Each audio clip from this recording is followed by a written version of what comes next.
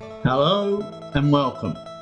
Today's video is a brief look at the Khmer Empire, once the juggernaut of Southeast Asia, with its grand temples, sprawling cities and seemingly unending appetite for dominance. Yet, here I sit in Isaan, surrounded by the remnants of their lofty ambitions, scratching my head at how these ancient powerhouses managed to leave such a lasting mark on this region. So let us dive into how the Khmer Empire's rise and eventual tumble shaped Isaan's culture, religion and architecture. Spoiler alert, it is as messy and fascinating as you might imagine. Let us wind the clock back to the 9th century. The Khmer Empire, headquartered in Angkor, modern-day Cambodia, was hitting its stride. These folks were ambitious, conquering vast swaths of land, including much of what we now call Isaan. The secret sauce? A mix of military prowess, advanced engineering, and a knack for making religion work in their favour. Hinduism and later Buddhism were not just spiritual pursuits for them, they were tools of statecraft. At its peak, the Khmer Empire's influence stretched far and wide.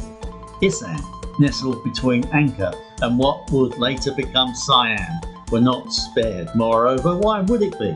The fertile Karat Plateau and strategic location made it an irresistible jewel in the empire's crown. The Khmer kings sent their engineers, priests and administrators northward, leaving behind a legacy that still peeks through the cracks of modern Isaan life. Now, cultural influence is a sneaky thing. You do not wake up one day thinking, oh, I am adopting a new culture today. It seeps in through language, art and rituals. The Khmer presence in Isaan brought with it a tidal wave of cultural elements that mingled with the local traditions. Let us start with the obvious, language and script. The Khmer script, an elegant looping script that is much art as it is writing, influenced the writing systems of the region. While modern Isaan predominantly uses Thai script, you can still spot Khmer inscriptions on temple walls and ancient relics scattered across the countryside. It is a linguistic fingerprint that refuses to fade. Then, the festivals and rituals. The Khmer did not just bring stone and mortar, they brought ideas. Festivals like the Khmer New Year, complete with its water fights and cultural ceremonies, laid the groundwork for similar celebrations in Isaan. Of course, Isaan people added their own flavour to the mix, creating the delightful hodgepodge we see today. Religion.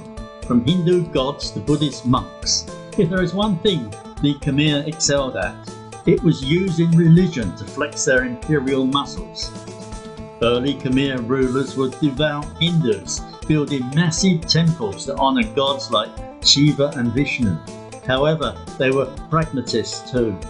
When Buddhism started gaining traction, they did not toss the old gods out, they simply made room for Buddha. Hindu foundations. Many of the temples in Isaan, like Phnom Rang and Prasat in Pimai, started as Hindu sanctuaries. The intricate carvings depicting scenes from Ramayana and Mahabharata tell stories of gods and heroes that locals probably could not pronounce correctly, like myself, but they adopted them all the same. However, the 13th century, Buddhism became the dominant religion in the Khmer Empire. Temples in Isaan were repurposed, with Hindu deities making way for serene Buddha statues. This religious shift mirrored the region's own evolution. Today, Isaan is a bastion of the Khmer Buddhism, and the temples owe much of their design to this Khmer legacy. Now, the Khmer and their temples. If there is one thing they loved more than conquering neighbours, it was building monuments. The architectural marvels they left behind in Isaan are a testament to their engineering genius and, let us face it, their obsession with showing off. Take Phnom Rang, perched on an extinct volcano in Buriram, is a masterpiece, built to mimic Mount Meru, the mythical home of the gods.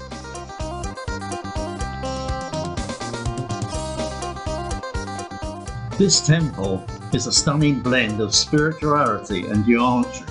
The sandstone and laterite structure features intrinsically carved lintels and doorways that tells tales of Hindu mythology. Then Prasat in Khmer, located in Nakhon Ratchasima, making this temple complex just another jewel in Isaan's crown. While originally a Hindu sanctuary, it transitioned to a Buddhist temple reflecting the Khmer Empire's religious evolution. The central sanctuary, surrounded by a moat, is as imposing as it is serene. Everyday influence. It is not just the grand temples. Khmer architectural principles trickled down to everyday structures. The use of laterite and sandstone, precise orientation of buildings, and intricate detailing are all hallmarks of Khmer influence that you will find scattered across Isaan's villages and towns. Nevertheless, every empire has its heyday and its downfall. By the 14th century, the Khmer Empire was on its last legs. Internal strife over expansion and annoying neighbours like the rising Ayutthaya kingdom spelled doom for Angkor. Isaan, caught in the crossfire, became a contested borderland. As the Khmer retreated, their cultural and architectural imprint in Isaan remained. Nevertheless, the power vacuum left by their decline allowed emerging Thai kingdoms to assert control over the region. This marked the beginning of Isaan's integration into what we now know as Thailand. Fast forward to the present, and you will find the Khmer's fingerprints all over Isaan. Temples like Phnom Rung and Pimai attract tourists and historians alike, serving as a tangible link to a bygone era. The festivals, rituals, and even some linguistic quirks in Isaan culture owe a debt to the Khmer Empire. Yet this legacy is not without its ironies. Modern Isaan, often seen as Thailand's rural underdog, carries the heritage of one of history's greatest empires. It is a reminder that cultural richness does not always translate to economic power, a fact that probably rankles locals as much as it does me. The Khmer Empire's rise and fall is a story of ambition, innovation, and ultimately hubris. For Isaan, it was a double-edged sword. The region gained stunning architecture, rich cultural traditions, and a complex religious heritage. However, it also became a battleground, its people caught between competing powers. Today, as I trudge through Isaan's sun-soaked landscape, I cannot help but marvel at how the ghosts of the Khmer still linger. Their temples stand as both relics of grandeur and reminders of impermanence.